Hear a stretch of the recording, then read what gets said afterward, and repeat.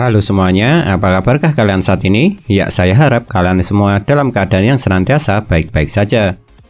Buat kalian para pecinta One Piece tentunya sudah tidak asing lagi bukan dengan sebutan Yonko? Ya, Yonko merupakan para bajak laut terkuat yang telah menguasai dunia baru. Tapi kalian sadar tidak kalau Yonko walaupun dikatakan sebagai para bajak laut terkuat, tapi mereka tidak ada yang menguasai wilayah di luar dunia baru. Padahal saya sangat yakin kalau mereka semua pastinya dapat dengan mudah menguasai salah satu wilayah di luar dunia baru jika mereka mau. Tapi mereka semua malah lebih memilih untuk saling berbagi kekuasaan hanya di dunia baru yang bisa dikatakan sebagai lautan paling berbahaya. Dan jika kalian perhatikan lagi, para Gorosei dan pemerintah dunia malah seperti membiarkan para Yonko ini bertindak sesuka hati mereka di dunia baru. Padahal seperti yang kalian tahu kalau para Gorosei dan juga pemerintah dunia mengetahui dengan pasti letak di mana markas para Yonko ini. Buktinya Stussy juga bisa masuk ke Whole Cake Island walaupun dia harus menyamar. Dan CP0 juga bisa dengan santainya pergi ke Wano dan menemui Shogun Orochi. Jadi sebenarnya apakah alasan pemerintah dunia kenapa mereka seperti membiarkan para Yonko melakukan kejahatan sesuka hati mereka di dunia baru? Kalau menurut saya, alasan kenapa pemerintah dunia membiarkan Yonko bertindak sesuka hati mereka di dunia baru adalah karena dengan adanya Yonko di dunia baru maka akan mempersulit para bajak laut untuk mencapai Raftel.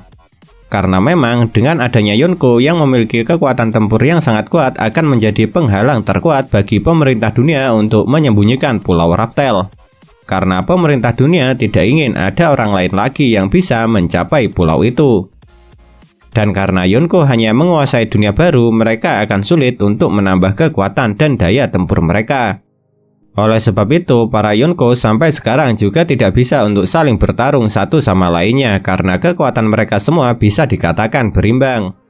Dan lagi, jika kalian ingat saat Shirohige tewas, pemerintah dunia juga lebih mencemaskan siapa yang akan menggantikan posisinya sebagai Yonko baru. Oleh sebab itu, jadi jelas kalau pemerintah dunia sebenarnya memang membutuhkan Yonko untuk menyembunyikan Pulau Raftel dari para bajak laut. Jadi intinya sebenarnya pemerintah dunia lebih peduli untuk menghentikan seorang individu atau bajak laut tunggal untuk mencapai Raftel daripada mencegah kejahatan para Yonko. Dan konsep ini juga hampir sama yang diterapkan oleh pemerintah dunia pada Shichibukai. Karena seperti yang kalian tahu kalau Shichibukai memang bertugas untuk menghentikan para bajak laut baru yang akan memasuki dunia baru. Dan imbalan para bajak laut yang menjadi Shichibukai adalah semua kejahatan mereka akan diampuni dan harga bounty mereka selama masih menjadi Shichibukai juga akan terus dibekukan.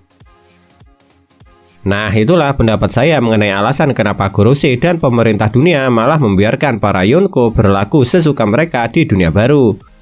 Dan karena semua yang saya katakan ini hanya menurut pendapat dari saya pribadi, jadi belum tentu semua yang saya katakan ini benar.